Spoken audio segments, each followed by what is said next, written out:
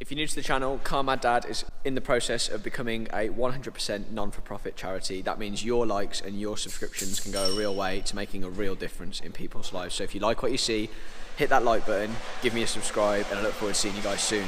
Cheers. Before I forget, we've got a range of t-shirts, jumpers and hoodies available at controlandshift.com. If you want to go check them out, again, all proceeds going to good causes.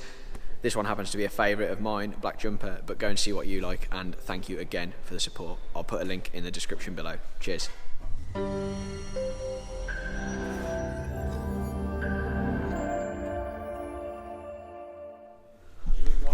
Dirty pig.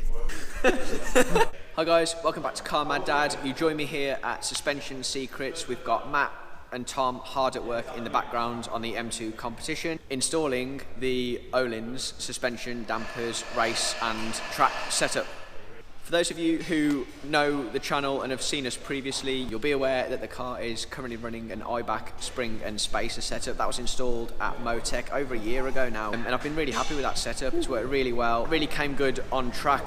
So there's a video of Landau where we had a great time, and the suspension there, for me, the Eibachs offer a more progressive ride. The spring is just that little bit more compliant, and that really helps the M2 Competition sit on the road and on the track when you're trying to sort of put the power down. So I've been really pleased with that, and I think it's a great solution. And that's when I originally met Matt and the team at Suspension Secrets, when we had the geometry and the alignment done on the car post Eibach install. More recently, we did a comparison video of the OG M2, the Competition and the M2 CS.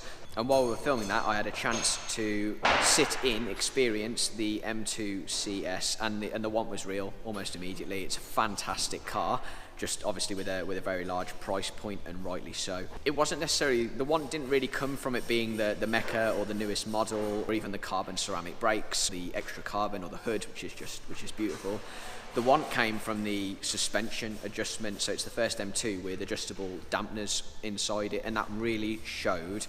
I can't say for on track, but on the road, especially here in the UK, absolute game changer. It made the car the complete package for me, and that got me thinking, A, shall I order an M2 CS? Unfortunately, the answer is no.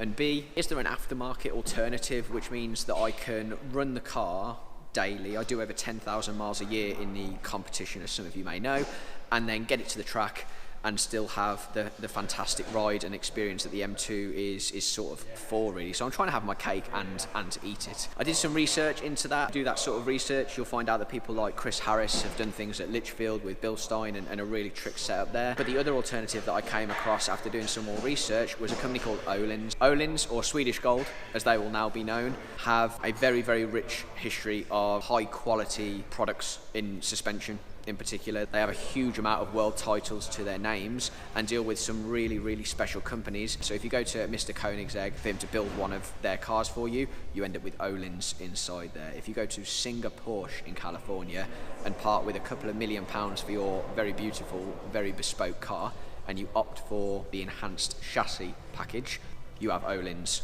in the car. So for me, if Mr. Singer's putting him in his car, that's my acid test. And so we started looking into getting the Ohlins. What we're doing today here with Matt and Tom is we're having those Ohlins installed onto the M2 Competition. Now let's cut to Matt and Tom and some of the work they've been doing, along with a comparison of an Ohlins suspension damper setup vis the existing setup that we've got, which is the M Sport dampener along with the Eibach spring, so you can have a look at the differences and hopefully where we're going to see the improvements in the ride and quality.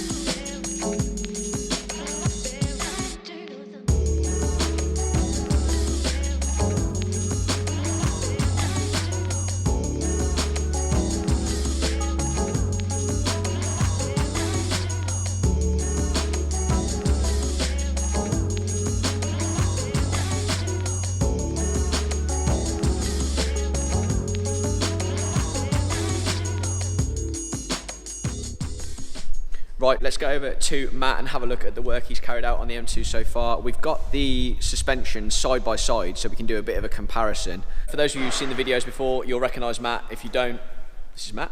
of Suspension Secrets fame. So we've got these two side by side, obviously visually very different. Initially, relatively straightforward to see. Yep. Major differences between what is the stock and the Ohlins. Yeah, so the main points are you've got the stiffer spring rate, so you're going to increase your cornering stiffness, less body roll through the corners. You're not going to sacrifice too much ride comfort with the Ohlins because it's got the dual flow valve, so it can handle fast compressions and it'll bleed more oil through the damper. I presume the M stock doesn't have that? It's got quite a lot of flow, so it's because it's quite a soft shock, whereas when you tend to go to coilovers, they don't tend to have that, so that's why you'd associate a coilover with a really harsh ride usually, whereas the Ohlins combat that with the dual flow. More of a stock feel over bumps, but through the corners it'll perform like a stiffer coilover. The Ohlins we think is heavier. Yeah, slightly heavier. Yeah, so slightly slightly heavier, which is understandable to be fair because there is more of it. You got your ride height adjustment.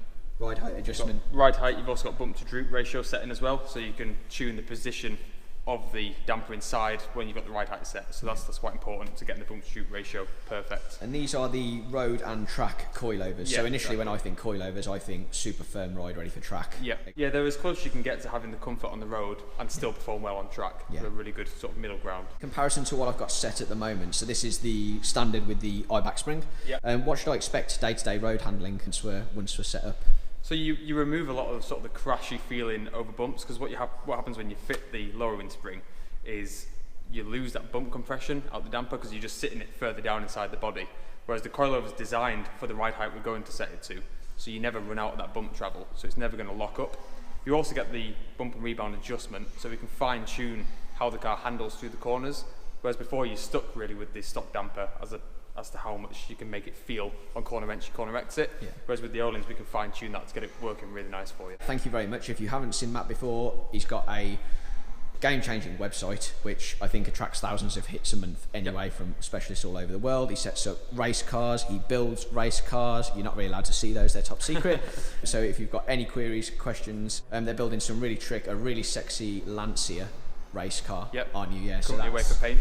Yeah, that's very special from what I've seen, so look out for that one. Thank you very much to Matt, and we'll see you guys soon. Cheers.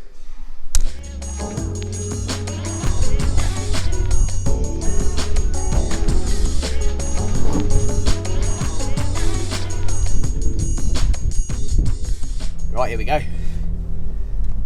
The maiden voyage. See what it's all about.